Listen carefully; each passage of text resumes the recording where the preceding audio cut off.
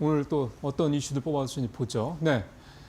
코스피 3거래일 연속 최고치 경시 이제 5,200입니다. 네. 지금 수급만 보면 개인들은 코스피를 사고 코스닥을 파는 것처럼 보이지만 실질적으로는 양시장 모두 지금 개인 수급이 장악을 하고 있다라고 봐도 뭐 틀린 건 아닙니다. 전적으로 공감합니다. 네. 지금 코스닥 같은 경우, 코스피는 개인이 눈에 띄게 보이게 사니까 네, 그건 네. 되는데 그건 개인은 파는 것처럼 보이는데 그 기관 수급이 그게 다 개인 ETF가 수급이죠. 네, 네. 개인이니까요. 맞는 말씀입니다. 사실 어제 장 초반에 일단 삼성전자 하이닉스 실적으로 이제 떠서 출발한 다음에 빠졌다가 다시 회복해 주는 걸 보고 와 이거는 이제 지금 떨어질 거를 당분간 걱정해서 시장에 진입 타이밍을 잴 필요는 없겠구나라는 생각을 예, 좀 저도 전적으로 했죠. 어제가 저도 계속 아침에 방송하면서 이게 세론인가라는 생각이 계속 들었거든요. 근데 말을 올리더라고요. 강세장의 대표적인 가장 큰 특징이 악재가 묻히는 거거든요. 그렇죠. 네. 근데 지금 우리나라 시장이 딱 그거에 대한 표본입니다. 그리고 밤 사이에 사실 뭐 마이크로소프트가 뭐 급락이 나오긴 했습니다만 메타랑 마이크론이 뭐 다 열일을 해줬고 필라델피아 반도체지수도 뭐 보합이긴 하지만 오르더라고요. 네. 지금 코스닥 같은 경우는 이러는 거죠.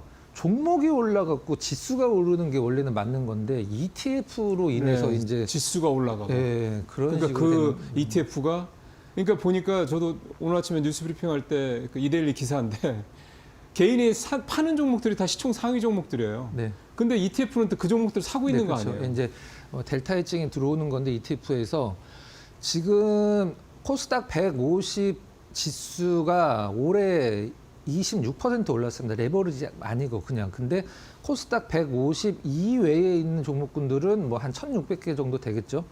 4% 평균은 이제 4% 올랐고 이제 코스닥 150 안에 있는 종목군들만 철저하게 어떤 뭐 상승의 추세를 타고 완전 있다. 양극화라 이거죠. 네, 완전히 양극화되고 있습니다. 이제 거래소 오를 때 대형주들이 올랐던 것처럼. 네. 그러니까 작년에 코스피가 5천 간 건 올해죠, 하여간. 근데 코스피가 5천 가면서 나타났던 그 현상. 네. 그러니까 시총 대형주 중심, 이 양극화. 네. 그게 좀 코스닥에서도 1,000 넘어가면서 그대로 나타나고 있다. 여기 있으니까 여기서 좀 말씀드릴게요. 그러시죠. 네. 예, 어제 현대차 실적이 나왔습니다. 사실은 삼성이랑 SK하이닉스가 같이 발표하는 바람에 조금 묻힌 감도 없잖아 있는데 어제 근데 현대차 실적은 여기 표대로 20% 줄었는데 관세 영향이죠. 근데 어제 주가가 7% 넘게 올랐어요. 네. 영업이익은 2조 원이 감소가 됐고 순이익으로 봤을 땐 10조 원이 감소가 됐는데요. 이제 똑같은 얘기를 말씀을 드려야 되고 지금 어떤 뭐 기업의 실적을 보고 물론 삼성전자 하이닉스는 당연히 실적 기반이긴 합니다만은 이 로봇이라는 모멘텀이 이게 너무 크기 때문에 그리고 어제 또 현대차 노조가 또 한 단계 좀 약간 수위를 높인 또 뭐 그런 게 있었죠. 그리고 대통령도 한마디 했잖아. 판을 뭐 엎어버리겠다 뭐 이런 식으로까지 그러니까 좀 표현을 좀 약간 극우화되는 느낌이에요. 과거에 이제 일본의 사례처럼 이게 노조가 존재 이유가 있는데 그 존재 이유를 노조가 넘어서면 네. 지지를 못 받거든요. 그러면 이제 자꾸 극우화가 되죠. 이게 그러다 극단화가 되는 거죠. 그러다 보면 결국은 이제 글쎄요, 참 저게 대통령이 얘기를 굳이 저렇게 할 정도면 노조가 좀 판단을 좀 명확하게 해야 될 때가 아닌가 싶습니다. 사실 뭐 내 밥그릇 뺏기게 생겼는데 뭐 가만히 있을 사람은 사실 없긴 합니다만 없는데 이게 이런 식으로 하면 여론에서 지면 쉽지 않거든요. 그리고 이제 현대차에 굉장히 좀 그 상징적인 인물이 영입이 되셨죠. 엔비디아 쪽 출신의 박민우 사장 이제 포티투닷도 맡고 이제 첨단 쪽에 맡게 됐는데 그 부분이 상당히 좀 뭐 엔비디아에서 이제 지금 현대차가 엔비디아 알파마요를 도입을 하냐 마냐냐 지금 이제 뭐 갑론을박이 좀 있긴 한데 그분이 상당히 많은 역할을 하실 것 같습니다. 그래서 그렇죠. 그래서 되게 사실 그 박민우 사장 스카우트 그것도 현대차 주가 올라가는데 또 한 몫을 했어요. 네, 맞습니다. 기대감이 있다는 얘기죠. 보시죠. 예. 네. 요거는 일단 뭐 제목만 봤을 때는 이게 뭐 지금 코스닥 전체 시총이 사실 하이닉스랑 비슷하거든요. 네, 맞아요. 전체 시총이 하이닉스랑 좀 약간 비슷한 한 630조 예, 정도 600조대 초반. 네, 되는데 이 그동안에 이제 연기금이나 어떤 이제 연기금 안에 이제 국민연금이 있는 거죠. 연기금의 그 운영에 대한 평가를 했을 때 코스닥은 뭐 대상이 아니었다라고 합니다. 그래서 이제 코스닥을 연기금의 어떤 수익률 이제 한 67개 정도의 그 어떤 연기금들이 있는데 그 중에서 이제 앞으로 코스닥의 수익률도 거의 합산을 하려고 한다 뭐 이런 느낌이긴 한데 이건 이제 이슈를 한번 다뤄보도록 하겠습니다. 예, 네. 기획예산처에서 나온 얘기인데요. 네. 되게 하여간 이 정부가 얼마나 좀 시장에 적극적인지 활성화 적극적인지를 알 수 있는 개인 내용입니다. 투자자들이 코스닥 150을 왜 사는지 이해가 되는 부분입니다. 네. 자, 지수 베팅한 개인 코스닥 150 ETF 역대 최대 순매수 기록. 네. 앞서도 뭐 많은 부분을 말씀드리긴 했었습니다만은 이 코스닥 150 안에 들어있는 종목군들 위주로만 지금 이제 상승률이 압도적으로 나오고 있는데 반대로 생각을 하면은 이 코스닥 150을 이제 개인 투자자들 팔기 시작하면 이 150 안에 있는 종목군들은 아무 잘못이 없는데도 그냥 떨어지는 그러겠죠. 흐름이 이제 나올 수 있다는 점을 좀 뭐 살펴보면서 매수를 하셔야 되는데 워낙 세게 들어오고 있기 때문에 일단은 이 지금 이제 우리가 보통 이슈에서도 몇 번 다루긴 했었습니다만은 코스피 4천, 5천 가는데 중소형주 오히려 뭐 내 종목은 왜 떨어지나 이런 어떤 이슈들이 좀 몇 번 있었잖아요.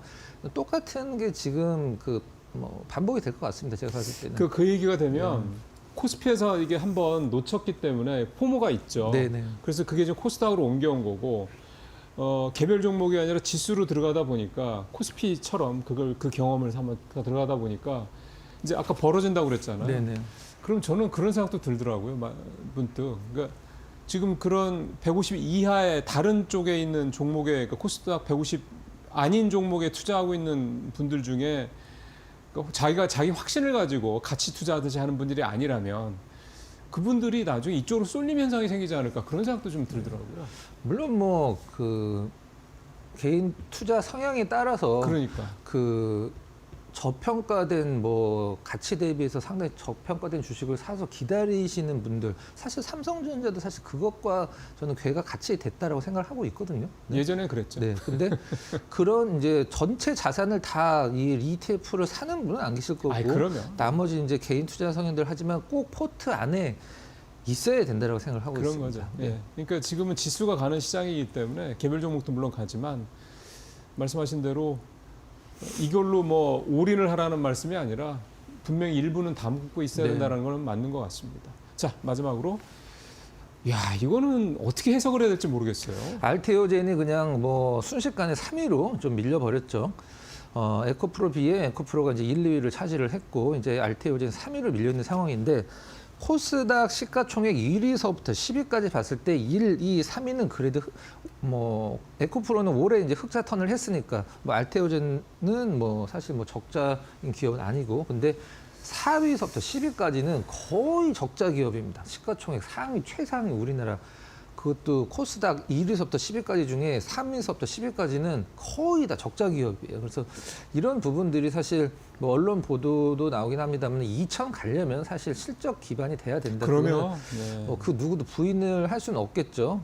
일단 이런 부분들이 좀 뭐라고 그래야 될까요? 앞으로 좀 개선이 돼야 된다. 이건 뭐 기업 입장으로서는 사실 코스닥 시가총액 상위 있는 종목군들 보면 뭐 로봇 그다음에 뭐 2차 전지, 바이오 이런 것들은 어떤 뭐 업황이나 이런 것 때문에 막 왔다 갔다 이제 2차 전지는 업황이고 내가 아무리 잘하려고 해도 업황이 안 떨어지면 이게 수익이 날 수가 없습니다. 그리고 바이오 같은 경우는 우리나라 바이오텍 기업의 가장 큰 특징이 뭐냐면 이 기업이 임상 3상 성공해서 혹은 뭐 이 기업을 글로벌 빅파마에 라이센스 아웃을 하면 얼마를 벌겠다라는 게 이미 시가총액에 적용이 다 돼 있습니다. 그렇죠. 예. 이미 시가총액은 임상 3상 가 있습니다. 예. 그러니까 확정되지 않은 것까지 이미 땡겨와서 주가에 네. 반영이 돼 있어요. 바이오 사실 뭐 그런 맛에 하는 거긴 합니다만은 예. 뭐 다시 한번 말씀드리긴 합니다만은 이게 4위서부터 10위까지는 거의 다 11위가 아마 리노공업일 거예요. 예.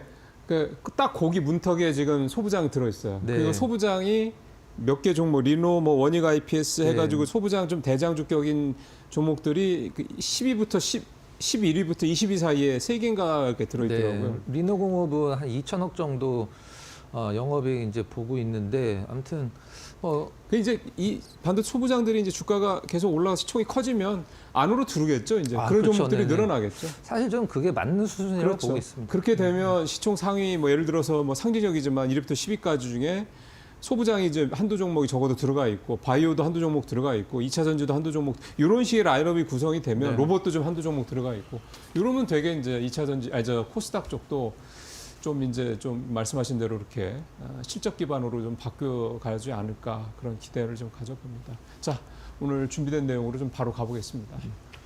사실 뭐 특별한 내용이 있다라기보다는 그냥 그 기금이 연기금이 이제 앞으로 코스닥 쪽에도 자금 집행을 상당히 많이 하는 것을 신경을 쓴다라고 이제 전체적으로 느낌을 자꾸 보시면 될 것 같아요. 아까 말씀드렸던 부분인데 연기금 평가 기준에서 코스닥 지수가 그동안에 안 들어 있었었는데 한마디로 이제 코스닥으로 일단 뭐 연기금들이 이제 펀드를 운영을 할 때 코스닥 종목으로 아무리 수익을 많이 내도 그 펀드의 점수를 이제 뭐 주진 않았다는 뜻인데 이제 앞으로 코스닥 지수를 반영하겠다는 뜻이고요. 이런 것들이 이제 코스닥 시장에 이제 안정적인 자금 유입을 유도하는 어떤 뭐 큰 계기가 되고 코스닥 시장에 투자하시는 분들 혹은 코스닥 지수에 대한 상향을 잡을 때 이것도 상당히 중요한 부분이 되기 때문에 이 부분을 눈여겨 보시면 될 것 같고요. 연기금 코스닥 투자액이 지금 한 5.8조 원 정도 되는데 전체 기금의 3.7%가 아니라 국내 투자 규모의 3.7%입니다. 그러니까 연기금이 국내 투자에 지금 100조를 투자를 하고 있다라고 하면 한 뭐 3조 7천억 정도밖에 투자를 안 하고 있는 거죠. 사실 그러니까요. 거의 안 거의 하고 안 있다. 한다는 얘기죠. 전체의 3.7%는 엄청난 거죠. 예, 근데 뭐 못해도 한 15%, 20% 이렇게 네. 정도 돼야 될 텐데 물론 시총의 규모가 있기는 하지만 그래도 근데 이거 지금 거의 안 한다는 얘기예요. 네, 맞습니다. 이 부분 상당히 중요해 보이고요. 그 다음에 뭐 벤처 투자 관련돼서도 이제 뭐 투자금을 좀 늘린다. 이제 기획예산처 같은 경우에는 국내 주식 투자 포트폴리오의 코스닥 종목 편입 확대해서 투자 다변화 조성해야 된다. 이렇게 좀 발표를 하기로 했습니다. 저는 이 내용들이 문서화됐다는 데 의미가 있다는 생각이 네, 듭니다. 맞습니다. 네. 이제는 기금들이 안 하면 안 된다는 얘기예요. 니네들 그거 가지고 수익률도 수익률이지만 니네들이 코스닥 쪽에 얼마나 투자했는지 이제 그걸 가지고 니들을 평가할 거야. 라는 식으로 이게 기획예산처가 아예 기준을 정해버린 거라 이게 사실은 조금 이게 그 지금 장이 좋으니까 그렇게 하는데 장이 나쁠 때는 이게 위험할 수도 있긴 네, 합니다. 맞습니다. 이제 그런 부분들에 대해서 이 현장에 있는 실무 뭐 이를테면 펀드 매니저나 이런 분들 이 기금에 있는 운용 담당자들이 이제 이 부분을 어떻게 받아들일지는 모르겠는데 이렇게 딱 문서화해 버리면 안 할 수가 없다는 얘기니까 돈이 들어올 수밖에 없다는 그리고 얘기죠. 이 돈이 들어오는 것도 어차피 코스닥 시총 상위 종목군들 위주로 그럴 들어올 거예요. 수밖에 없기 맞습니다. 때문에 네. 그 부분 염두에 두시고 다음 장 잠깐 예. 보도록 하겠습니다. 그 중에서도 이제 뭐 국민연금은 오픈을 하니 그다음에 하나 네, 더 한 보죠. 장 정도 더 있는데요. 네. 이제 기금이 이제 67개 기금이 있습니다. 그 안에 국민연금이 가장 큰 거고요. 네. 이제 기준 수익률에 코스닥 지수 반영하겠다. 아까 내용 반복되긴 합니다만은 네, 국내 주식형 평가에 코스피만 지금 현재 반영 중인데 이제 기금 수익률 경쟁도 하고 평가를 많이 좋게 받아야지만 그 다음에 더 많은 어떤 펀드 자금을 받을 수 있기 때문에 코스닥에도 상당히 신경을 쓸 것 같습니다. 코스닥 지수 뭐 5% 정도 혼합을 한다. 이런 부분들 참고하시면 될 것 같고요. 앞서서 마지막 쪽에 말씀드렸던 벤처 투자 배점은 지금 1점인데 2점으로 이제 2배 네, 정도 네. 확대를 하겠다. 이런 부분 이제 참고하시면 그러니까요. 될 것 같습니다. 평가 배점을 2배로 올린다는 얘기인데 안 할 수가 없죠. 맞습니다. 자, 이 중에서도 이제 국민연금이 뭘 갖고 있는지 보자. 내가 갖고 있는 종목 국민연금 갖고 있는데 코스닥인데 왜 여기 없지라고 하시는 분들 계실 수 있는데 5% 이상 갖고 그렇죠, 있는 종목군들만 그렇죠. 정리를 네. 좀 했습니다. 테스 최근에 주가가 좀 급등을 했는데 역시 많이 갖고 있네요. 네. 이렇게 보면 사실 반도체 소부장이 사실 압도적입니다. 개수로만 보면은 반도체 소부장이 상당히 좀 압도적으로 국민연금이 그 저기까지 저기 원인 머트리얼즈도 뭐 사실은 네. 뭐 갖다 붙이면 되니까 SFA, 비나테. 그러니까 결국 보니까 이게 여기 좀 엔터나 바이오 쪽도 사실 그렇긴 한데 수치가 뒷받침이 되는 네네, 맞습니다. 회사들이에요. 다. 맞습니다. 네. 전반적으로 봤을 때 그 뭐 모멘텀만 갖고 그 어떤 적자인 기업들은 이렇게 없다고 보셔도 될 것 같아요. 제가 봤을 때는. 예, 연기금에서 사실 그런 기업 투자하기 쉽지 않을 것 같긴 합니다. 그쵸, 네. 나중에 감사나 이런 것들이 있으니까 한번 쭉 보시고요. 요거 딱 저렇게 캡처해서 보셔도 좋을 것 같고 요즘에 좋은 종목들 사실 되게 많이 있습니다. AP 시스템도 한번 사실 이것도 중요하지만 5% 이상 중요하지만 늘리고 있는 종목군도 그렇죠. 중요하니까 그거는 이제 전자공시 시스템에서 계속적으로 확인이 가능하니까 한번 조금 공부하셔서 체크를 하시면 될 것 같습니다. 네. 좋죠. 네. 자, 국민연금이 어쨌든 대장이니까 예, 국민연금이 하는 거 다른 연기금들, 작은 연기금들을 다 벤치마킹 합니다. 그래서 참고하시면 될 것 같습니다. 자, 오늘의 관심주 시간이 벌써 33분이네. 네. 가볼까요? 현대 GF홀딩스 이게 현대백화점 지주회사죠. 네, 맞습니다. 현대백화점 이제 단독 지주사인데요. 이게 이제 지금 바탕화면에 사진이 이미지가 뭐예요, 뭐냐면 저게? 압구정 현대 그러니까 압구정 3구역이라고 얘기를 하는 그 재개발 그러니까 재건축 네, 재건축 했을 때 조감도구나. 그렇죠. 야, 이게 살벌하네. 이제 단기간에 현대 GF홀딩스 최고 모멘텀이라고 좀 생각을 하고 있는데요. 이제 단독 지주 회사죠. 이제 현대백화점, 그린푸드, 리바트, 네. 홈쇼핑, 에버다임, 이지웰, 대원 강화까지 이제 관리를 하는 이제 지주사인데 압구정 3구역 정비 계약 결정이 됐죠. 22일 날 이제 서울시에서 고시가 완료가 됐습니다. 이게 이제 현대 GF홀딩스가 2,000평 정도 보유하고 있는데 장부가는 200억인데 지금 이제 시세가 한 5천억 정도 됩니다. 여기 억대가 넘을 텐데. 네, 5천억 정도 되기 때문에 이게 저는 좀 약간 그 어제 또 이 그 주택 공급도 발표가 좀 되기도 했고 그래서 모멘텀이 좀 살아날 것 같습니다. 그래서 건설 쪽이 그래서 이 부분이 현대 GF홀딩스의 가장 큰 단기적인 모멘텀이라고 보시면 될 것 같아요. 네, 이게 사실 굉장히 핫한 재료입니다. 우리가 고터 같은 경우도 뭐 그걸로 굉장히 뭐 그렇죠. 네. 고속터미널. 네. 그래가지고 뭐였습니까? 동양 천일고속. 천일고속, 네. 동양고속 뭐 하여간. 그걸로 신세계가 많이 올라가진 않았지만 그래도 현대 GF홀딩스 입장에서는 나름대로 좀 얌전한 종목인데 모멘텀이 생길 가능성이 그러니까 있습니다. 장부가액이 200억인데 시세 5천억이면 2억 5천 정도 평당 뭐 예를 들어 뭐 이를테면 그렇게 안 되겠구나. 하여간 2,000평이니까 2,000평 2,000억 그러겠네요. 한 2억 5천 되겠네요. 평당. 그러니까 땅을 아예 갖고 있구나. 네. 이거 뭐 자산주네요, 그러면. 네, 차트를 잠깐 보도록 네. 하겠습니다. 지금 시총이 뭐 1조 원 조금 넘기 때문에 일단 지금 주봉인데요. 제가 봤을 때 이게 전고점인데 상승 트라이가 좀 나올 것 같습니다. 바닥은 워낙 견고하게 콘크리트로 다져놨고 최근에 좀 뭐 거래가 조금 늘어난다라고 하면 전고점, 작년 전고점 충분히 넘어갈 수 있는 모멘텀이 있다고 보고 있습니다. 수급은 요즘 어때요? 수급은 나쁘진 않습니다. 네. 예, 주봉상 봐도 예, 딱 전고점 이제 넘으려고 막 하네요. 네, 참고하시길 바라겠습니다. 네, 오늘 말씀 잘 들었습니다.